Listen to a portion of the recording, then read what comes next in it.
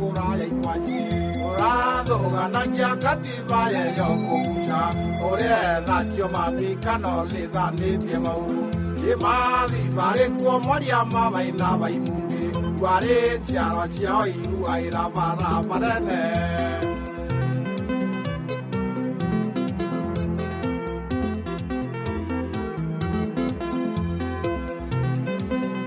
Ata wakula ntwaka lurumba ruije kiene jarushia roroka ini muthikire thaijire sheru kirishia tuika ndaika kenda kire mukondo jwa irinde ne mubango jwa chancha muka mutegeri wa Beru TV karibu sana. Second round ya mubango jwa kugukia tuko na rote na mbungi wa IMENTI North IMENTI. Which one comes first? IMENTI North? No. North IMENTI. North IMENTI. Lakini kwa IBC na kuwaka IMENTI North? No. Ni North IMENTI. Okay. Karibu sana Mwesh. Salimia wa Meru. Asanti. Karemi na Gichunge. Nataka kusalimia wote wasikizaji wa Weru TV na Weru FM. It's always a pleasure to be here. Thank you. It's a pleasure to have you, Mheshimiwa. Thank you very much kwa kutupea hii nafasi ya leo. Kuongea na Wameru wote kwa jumla. First of all, wacha tuanze na mambo liku umesema tu juzi. Mambo ya Nyambene County.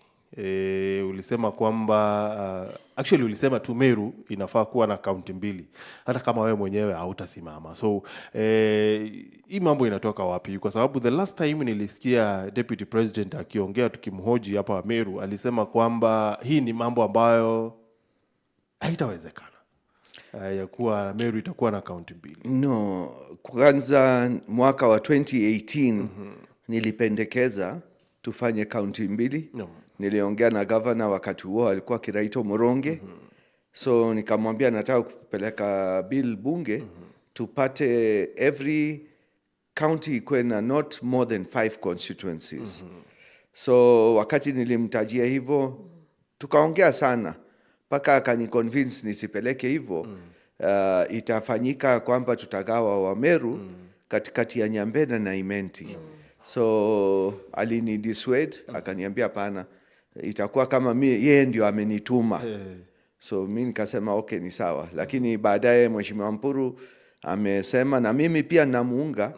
Lazima tukue na kaunti mbili. Sio shauri ya ati Nyambene haijapata ama nini. Hatupati resources ya kutosha. Ukiona Isiolo County iko na constituency mbili peke yake. Ukienda Lamu iko na 2, Tana River iko na 2 ama 3. So Tharaka-Nithi 3.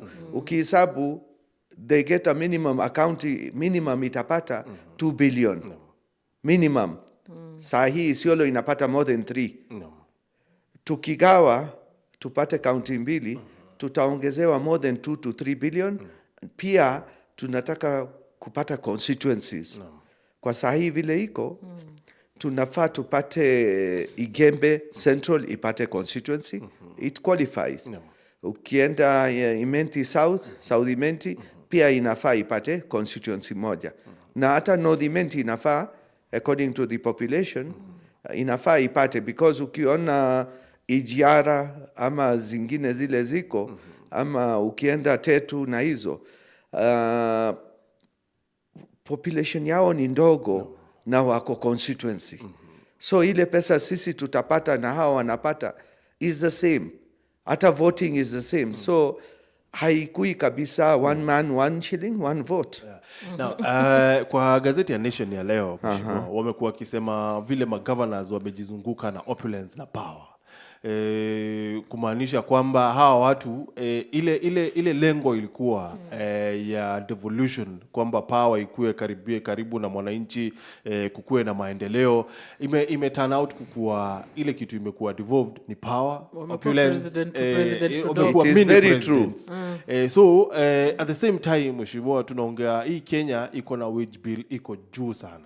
So kuongeza county ingine ni kuongeza wage bill, ni kuongeza hawa watu pia kuongezea powers and all that allowances. Sikatai kabisa. Kama haitawezekana kuongeza counties because katiba tayari inasema ikuwe 47 counties. Then tunafaa tuondoe counties kabisa. Tufanye ikuwe kama vile ilikuwa regional governments. hiyo ndio inaweza kukua, itakuwa easier. Alafu county assemblies bado zibaki, lakini ikuwe kama vile ilikuwa mayors, councils. Alafu upande wa governor ikuwe manager akuwe appointed. So we do away with the governors. We do away with the Senate, because Senate ni duplication of National Assembly. So ile devolution ile inataka kuangaliwa, kuwekwe a department in the National Assembly, a committee ile itasimamia devolution matters, because unajua we will reduce the wage bill, na hatutakuwa na hiyo power structure ile inaharibu vile sasa county governors hawasikizani na MPs, wengine hawasikizani na MCAs.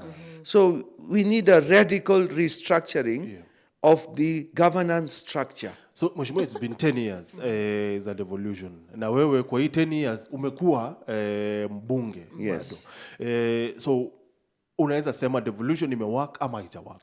How has it been? Devolution imefanya kazi, yes, no doubt about it. But the wage bill ni karibu 60% ya county ile inapata pesa inaenda kwa wages, recurrent.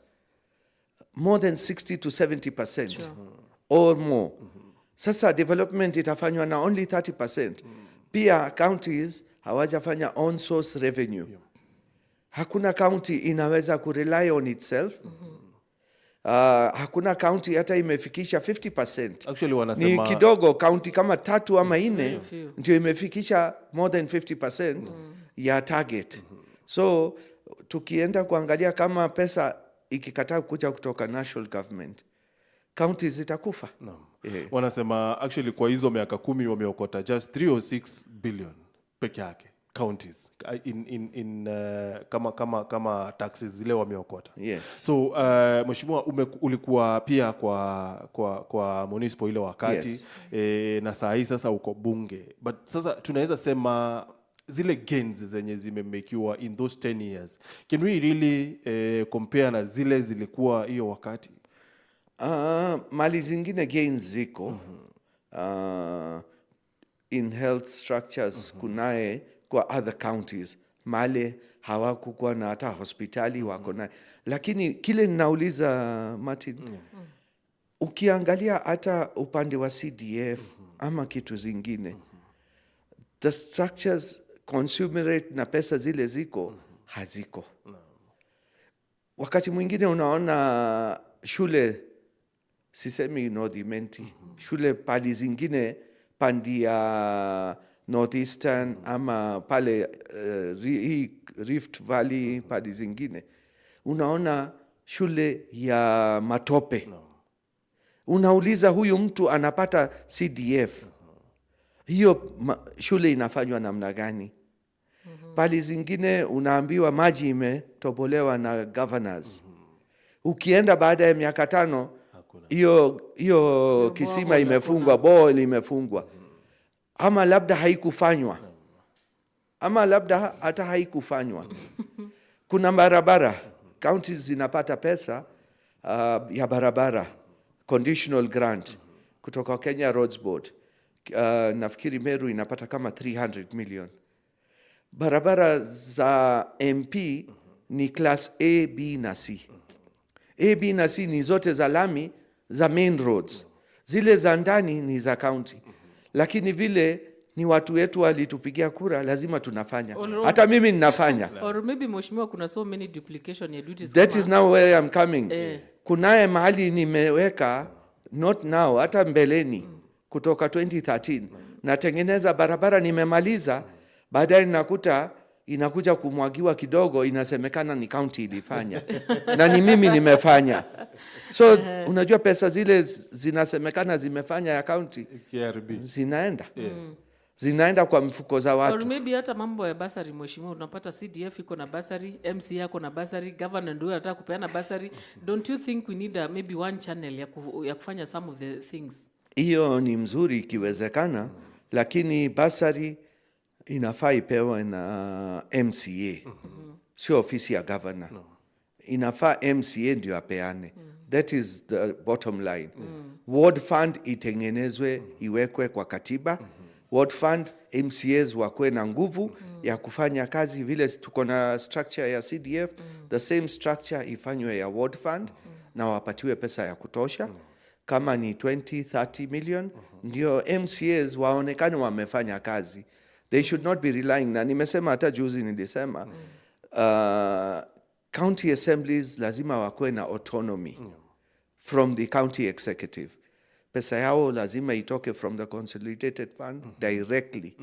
Isiende through the county government. Hiyo ndio itakuwa independence yao. Wajua mheshimiwa, kulikuwa na hiyo I think in the motion ama ni bill ilikuwa imeletwa na mheshimiwa Kang'ata hiyo wakati akuwa Senate. Na Senate wakakubali, lakini nyinyi kwa National Assembly mkakataa.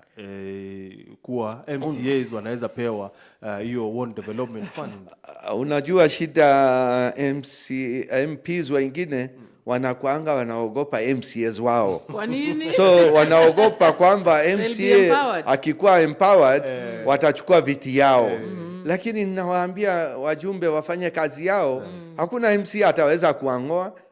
Mimi nilikuwa na wangu deputy speaker, kijana yangu Elias Murega. He was my PA. Akakuwa MCA, akakuwa deputy speaker. Na pia alisema nataka kuchukua kiti yangu, lakini it depends on what I have done.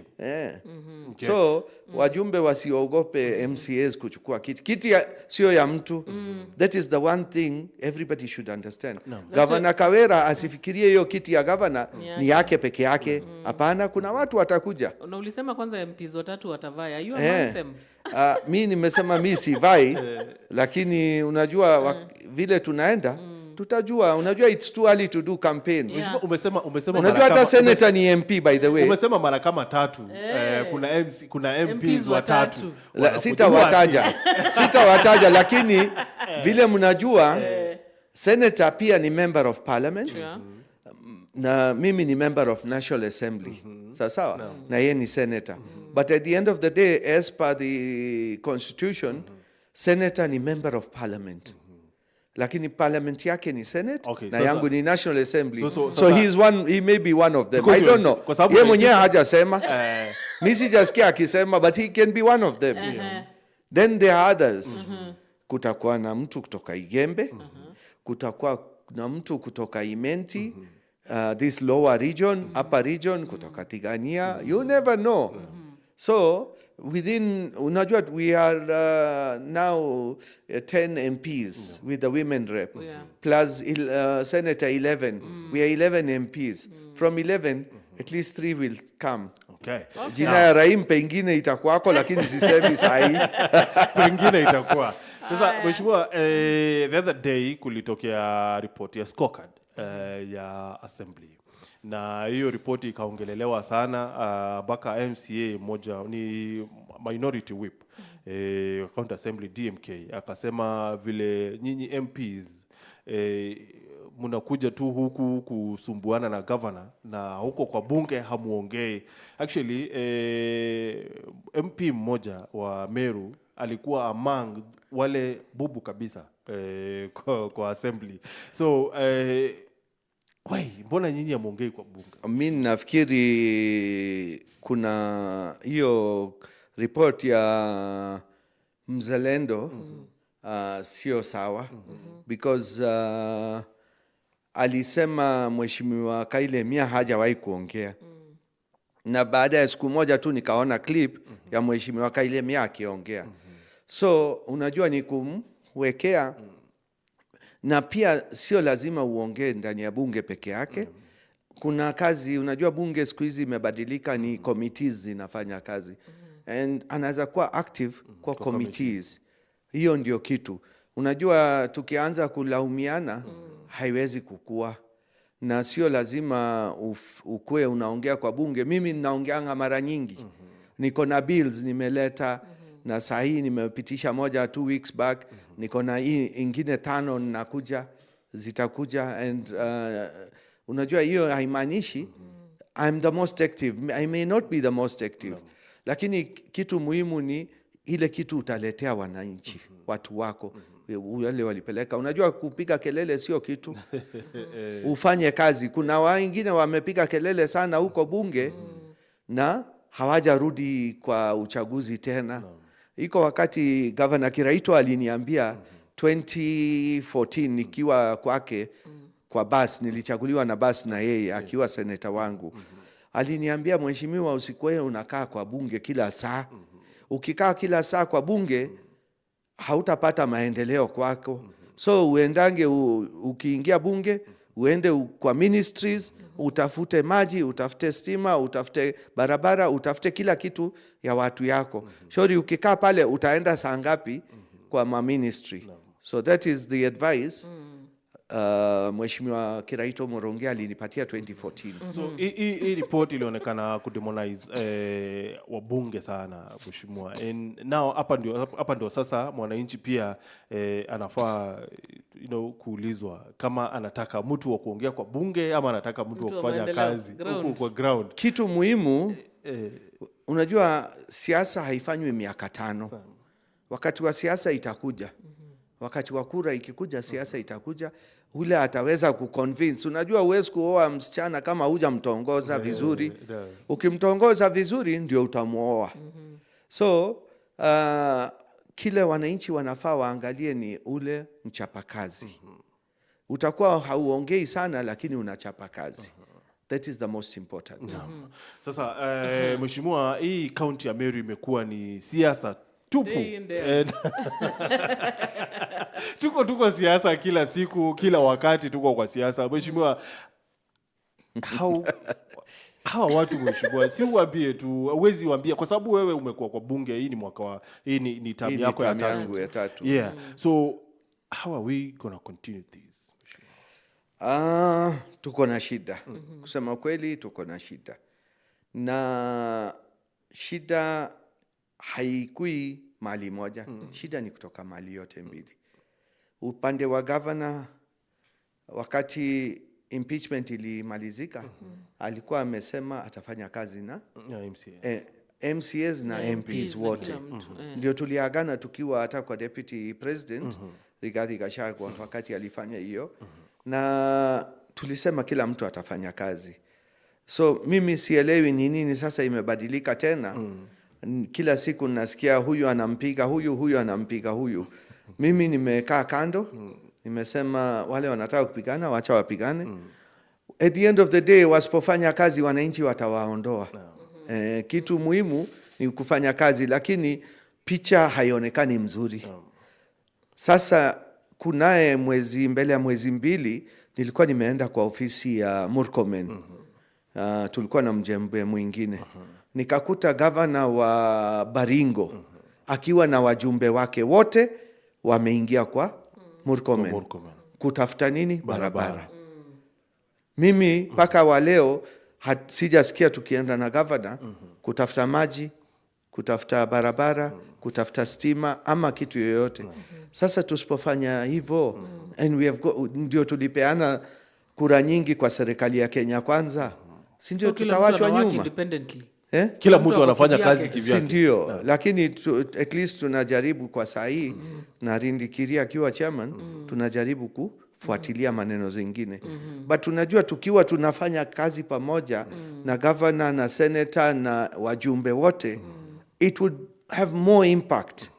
But right now impact ni very low. Unajua watu wanasema tuko divided. Unajua one thing mheshimiwa yenye inafanya labda mkose kufanya kazi pamoja ni kwa sababu governor yeye anasikiza mheshimiwa Rahim, anajua wabunge 3 wataomba hii kiti yangu mwaka 2027. Mheshimiwa shikilia tu hapo kidogo tusomee. Sasa ya biashara itachokera tena mheshimiwa Rahim DAWOOD-MP wa North IMENTI kwa radio of course siasa cha Meru na North IMENTI.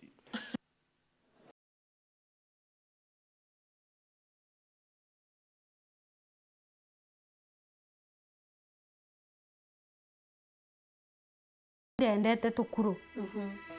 Na ntuku emwe ndaigwa ndi so disappointed. Kuru ekwa yajwa eto papis tukwe mambu meta kurionga nde jangi kweto iramine ngikinya nde kuro nejete kundagana nje kuro yendete muntu muno nkurukie uria ciendete eringwa ingari nande kuro eria ntemenye kumirigiria tikeja kugetwana nontu erinka twaingira skuru orinde ntuku imwe ndokira ndamwira baba tugetania ngugine niguo kwenda mwari ndamwira sawa nio uti ungiancokeria ndaitanirwe bati gutogo aria bati gutonyithiria njara niguo bati guita irio kenda njara igia space ya gutonyera te guita bionthe harakati ya kurita irio ndaigua kwi kintu ndaigua ntirerewa imbi ndona nandi kangwate kintu kibwega mbite takucia kintu kiriki no kumenya kiu kina irio na kina biu ugwete ndakucia finali kieja kumu ende gwete gitumbo nde na kuru kugwatirite ndengi na ndenjare mwe ndene no monko kucie makena bira ndaritire ndarigara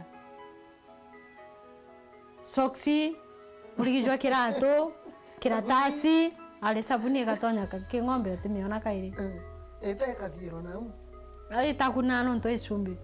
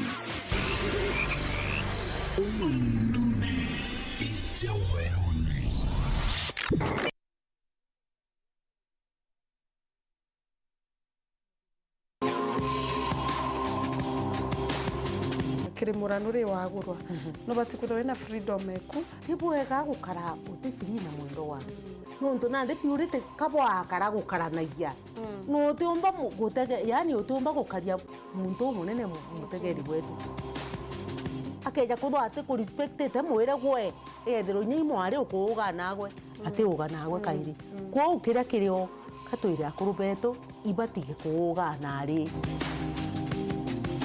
boundaries kana mianka ndene anja ogwe we muthoni na muthoni no nthoni o yuchira chigwa kwinjire kwerekania muciari ukamwira te kuigua ukera muciari athore tukwena tuketha tukiaraire matuna kumenyera mwekuru nania mwekuru waku mwite turieto turemba kuigua wa mwita akaigua na akenete untu bubu bakutuma ukainyeria mwana mwanka ketho akiebaebanira mwana ugo bugatananya we muciari no bati utega ukona kethe mwana umwari agukura mwana omwari na kwenda gutumira twinto twatu tumairo mwana omwari na agote muguraira Tuarece mantu jaja kwamba gwita buchikia mbere ukiona aja kuchiendia thaira gwitire gwitonye kimuthaka mbere ni atakugura mbere gakambiria ginya gukumena ugitonya ngurano neri i understanding iriku mwanya abatikethirwa enayo mama ugetikirie gutonya ndene ya ngurano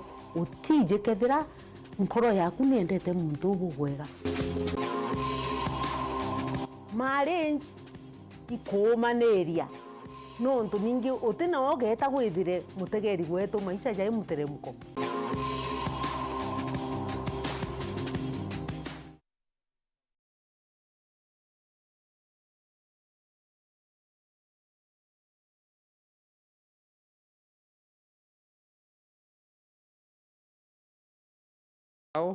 na tunaagana wana supervise pia wanaangalia kazi yako. Yes. Yes. Hata utakuta MCAs hata wakati tractor ni yangu wanasema ni hao wamefanya kazi. But tunaagana na hao kama Caleb nimemwambia wapi ninaweka lami na kabro kwa saa hii tunaweka kabro barabara ya 3 stairs.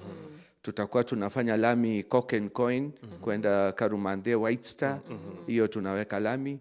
Kuna lami inawekwa ya national government Muito Muiru kuteremka. So pia kuna tenda inatolewa kutoka Ngonyi barabara ya main hii barabara ya Nkobo kwenda Ngonyi kwenda Getebe kufika Kashiege itawekwa lami. Hiyo tayari tenda imefanywa. Kuna barabara ingine kutoka Westwind itaweka Kabro kwenda hiyo ya 3 stairs.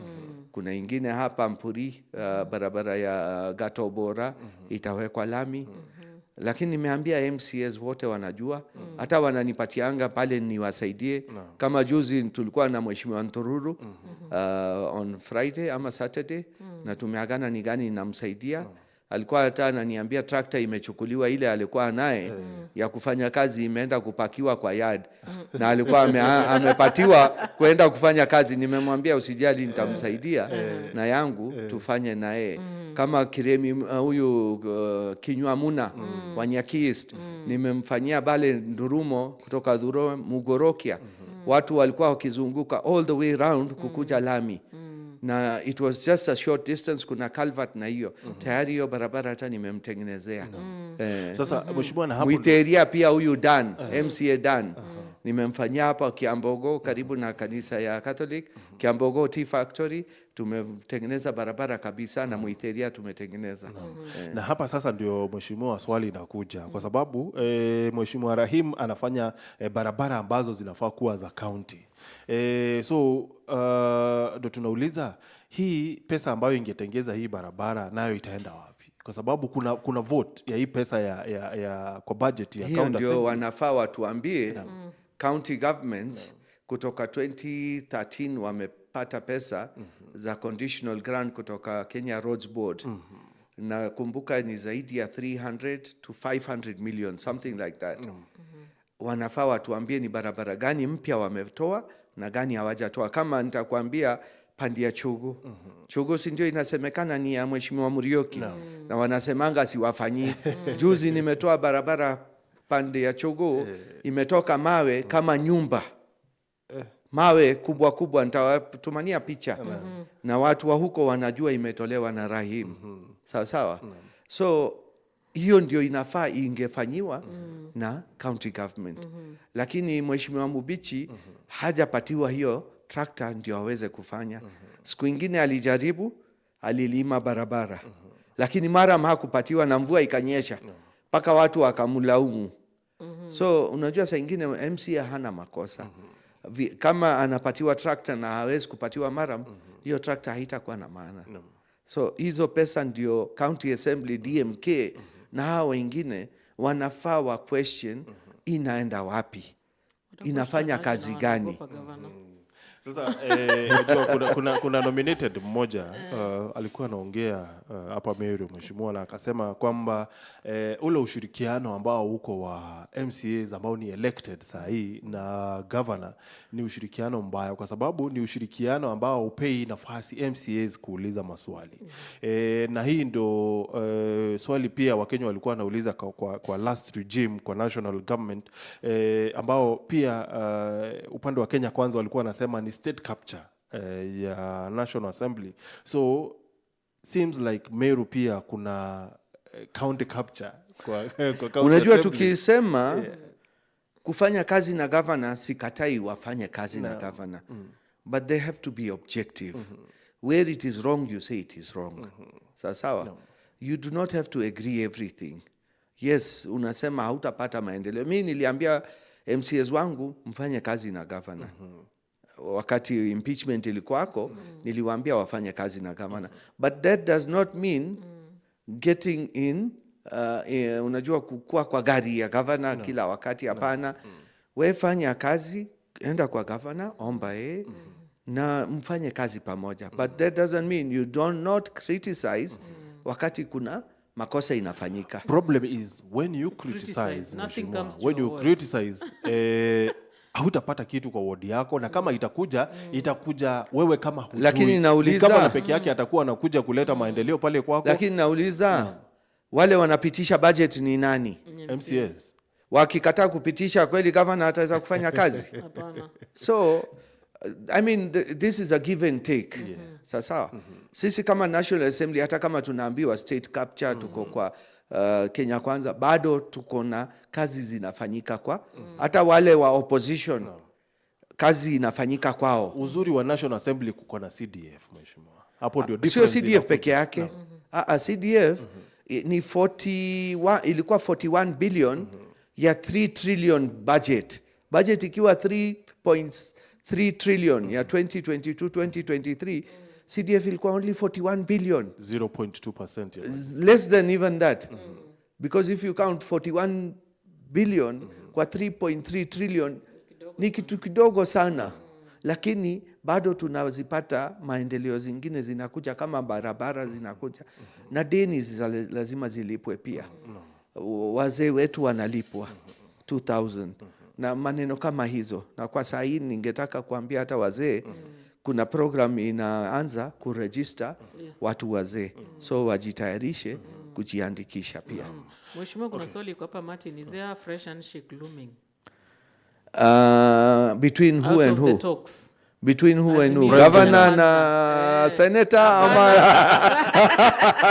ama Mpuru na governor? Yeah, governor na senator, I don't see it, lakini tunasema between the Kenya Kwanza government, president and Rahim. Hakuna handshake. Nilikuwa Sagana na tulikuwa na private meeting tukiwa wajumbe wa Kenya Kwanza na independents wale wanaunga Kenya Kwanza. Tulikuwa na meeting private na rais alisema hakuna handshake itafanyika. Kile tunataka ni tukue na opposition, a strong opposition, ile itatuweka on our toes, the government, not us, the government. Unajua mimi sio executive. Executive will be put on their toes. So hata leo ndio mazungumzo inaanza. So I don't believe there is any handshake. Na hakuna nusu mkate.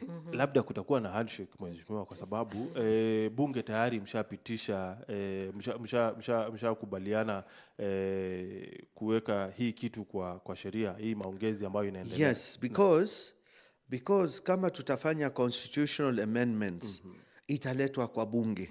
Ndio iweze kupitishwa, ndio iende referendum na mambo zingine. Na wakati tulipitisha constitution hii 2010, wakati huo rais alikuwa Kibaki, tulikuwa tumesema 70 to 80% ni mzuri, 20% sio mzuri. So we need changes in the constitution. There is no doubt about it. Surely tusipofanya hiyo changes, hatuwezi enda mbele.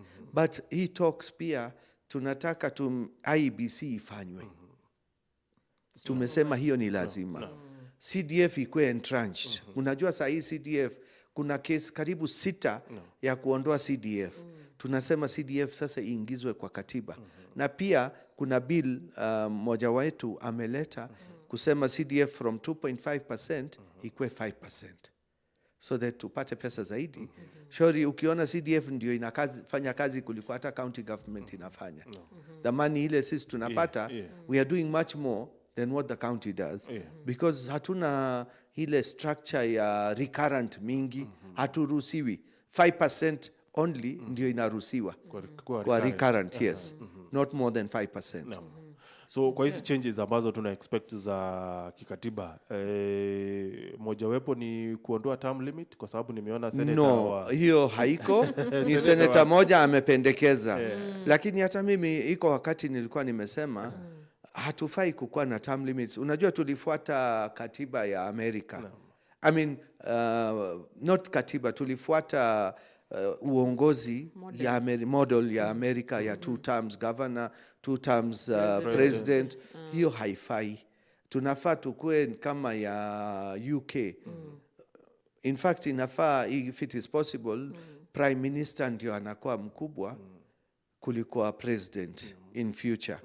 Ndio tukue party ile itakuwa na watu wajumbe wengi, ndio inakuwa wana state, the government, they run the government. UK ndio hivyo.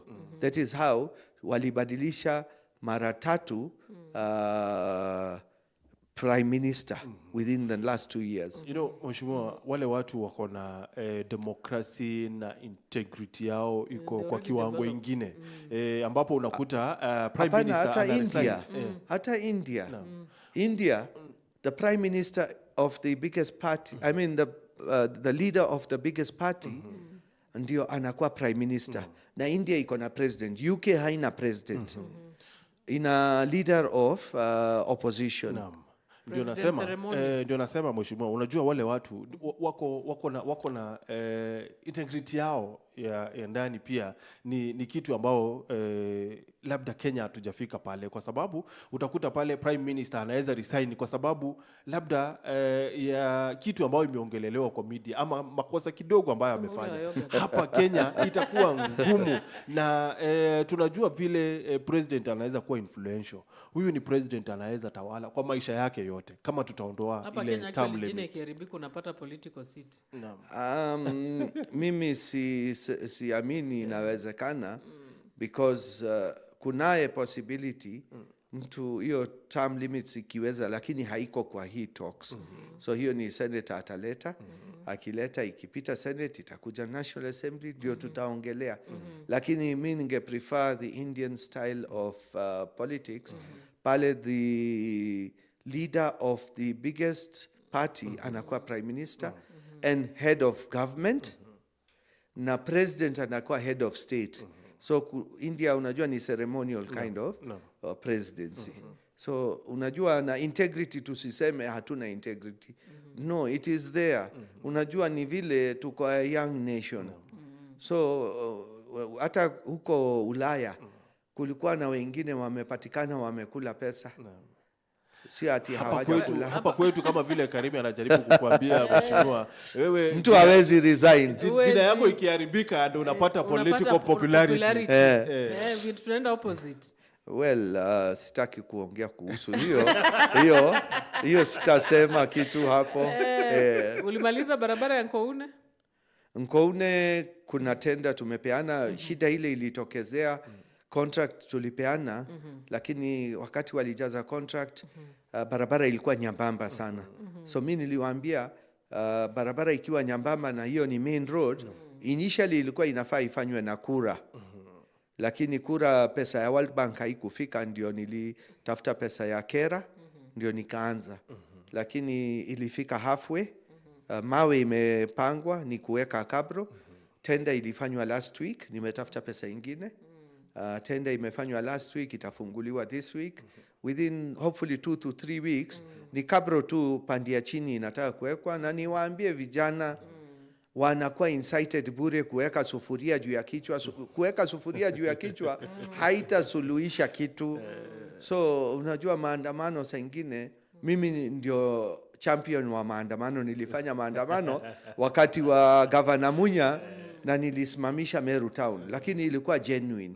Saa ingine unajua tunakuwa incited na one of the guys pandi ile. Nilijua ni nani ameincite hawa, but nimewachilia tu, nimejua ni nani ameincite. Ndio the same person alisema hiyo barabara haitafanywa kabisa. Na kabla ya kura nilianza na walisema atalima tu itaenda. Tukapanga hadiko, wakasema haitawekwa kabro, ikawekwa kabro. So hiyo ndio shida tuko nayo, lakini we have tendered and hopefully within a month tutakuwa tumeanza na tumalize. Na sio hiyo peke yake tunafanya. Sini nimewaeleza hata 3 stairs tumeanza. Kuna msikilizaji wetu mmoja anaitwa Morris kutoka huko Mkoune. Anafurahia sana cabros huko. Inakaa mzuri hata ukiona hiyo barabara vile ilikuwa hapo mbeleni na vile iko sahihi. Although kuna shida wa mama tulikuwa nao juzi kwa ofisi Juma, kunaye ile mawe sasa zimetokezea. So nimewaahidi nitawatafutia maram kidogo tutandaze kabla ya tenda ianze. Kuna mtu anauliza stima pande ya huku utatuwekea lini? Wapi? Huko sio kwangu. Hiyo ni Central IMENTI. Central IMENTI na South IMENTI pandio. Anasema mimi ni mkazi wa IMENTI North Nkabone Kanywango. Kanywango kunaye mpango tuko naye mwaka hii, tutakuwa na karibu transformer 10. Nimewahi kupata transformer nyingi, hata kama Nyakist wanasemanga hawapati. Kwa list hawa ndio wamepata nyingi sana. Kunaye transformer moja Pastor Edwin alikuwa akiongea ya Kaunjera, ilikuwa inahitaji pesa karibu 6 million. Lakini tumeongea na Nairobi, wanaiangalia ndio iwekwe Kaunjera. Hiyo ni wakati nilikuwa nimeomba Deputy President, wakati ule alikuwa Ruto, alikuja Harambee, lakini wakati huo Governor Kiraito alisema Deputy President asiweke, ataweka. Sasa hapo tukakuwa na miscommunication, ndio haikufanyika, lakini itafanyika. Honorable Brian Mudhaura anasema tuned in Martin, say hi to Honorable Rahim and Karimi County. Mheshimiwa Rahim amenena kabisa, I think he should advise Governor Mwangaza ndio tupate maendeleo Meru delivered 99% to Kenya Kwanza regime. Okay. Martin Makin anasema mugeni beta wa Martin Kinoti kuma Kainginyo Martin na county nkedheria mheshimiwa wangu muulize kuna njia ya Gachiege tu Gitebe Ngonyi itamaliziwa lini? Kuna ingine kutoka Kainginyo market kupitia Kainginyo primary secondary school boarding schools inafanyiwa lini? Kwanza hiyo barabara ya Kainginyo kupanda juu sio yangu. Nimewahi kuweka mara 2 3. Hata hiyo barabara kutoka Dhimbiri kuteremka Kainginyo, kuteremka Kainginyo market, kuteremka kwenda hiyo Naika, kanisa ya Naika, Kaunjera, hiyo yote barabara hizo za ndani nimesema ni za MCA, lakini tutasaidiana. Lakini ile ameuliza tunafanya lami, nishafanya lami karibu kilomita 2 ama 3 kutoka Kianjore kuenda Gachiege Coffee Factory. Pale tumeiwachia. Sasa tunataka kuanza kutoka Ngonyi kukuja Getebe, tukuje Gachiege tufike. Lakini pengine haitamalizika. Ile itafika, ikiongezeka nitatafuta pesa ingine. Kuna hii barabara mheshimiwa ya hapa Gitimbi kwa Ndambe ya kupanda juu. Naam. Hiyo barabara ni under kura. Barabara ni yangu, ni ya bypass. Na ni the same barabara ile ilikula Governor Kiraito ya hospitali. Hiyo ni kura. Shida ni pesa Echiang walikuwa wanadai karibu 2 billion kwa serikali, na serikali haikuwa imelipa.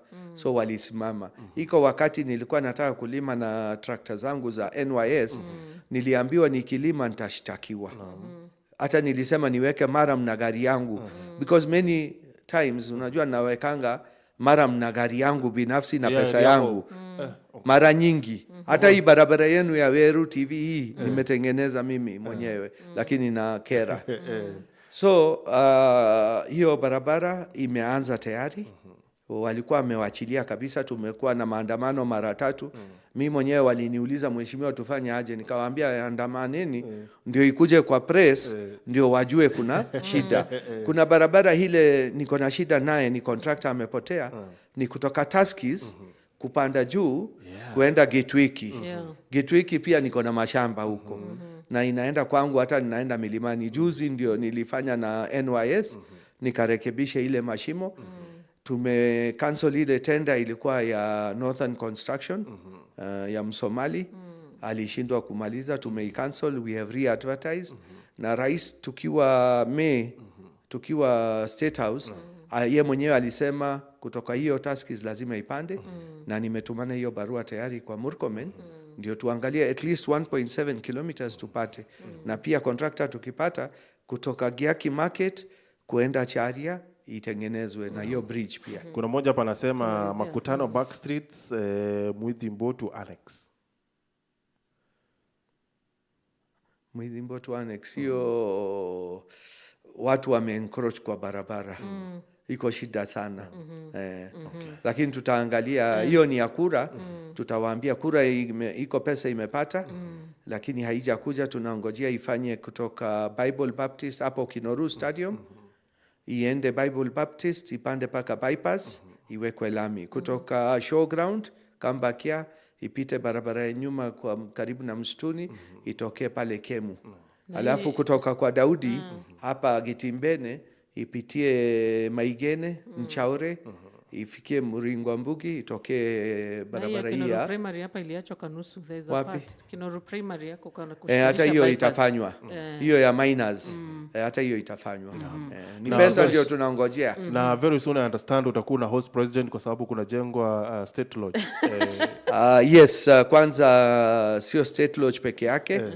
Hiyo ilipimwa hata kabla tuende Sagana, na nilisikia governor akisema ni mzuri kama watajenga. Tayari hiyo mpango ilianza kutoka April, na hata 30 acres wamepatiwa, na nimeandika barua ingine ya kupata 20 acres ndio tuweke airstrip hapo.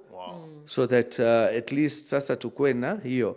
Pia tunataka kuangalia kama tunaweza kupata, nimeongea na rais, nimemwandikia barua kwamba tunaweza kuhamisha Meru prisons tupeane 50 acres. Tumeongea na PS, tulifungua na yeye ile Chandaria kitchen. Tumeongea hiyo, nikiweza kumpatia PS 50 acres atanijengea model prison hapa Meru. PS Salome last week tulikuwa na yeye. So once nikipata hiyo another 50 acres tunaweza kuhamisha hiyo prison iende pale. Hapo tunaweza kufanya housing project. Awesome. Thank you Mwesh. Thank you so much kwa kupata wakati. Tumemaliza wakati. Wana imeisha. Asante sana kwa kupata wakati. Thank you so much muthikiria tutekirie tombe kutha tukirikiria ngweteke mukari wa North IMENTI ukudhiro kigwo gambi bwa mujumbe oku.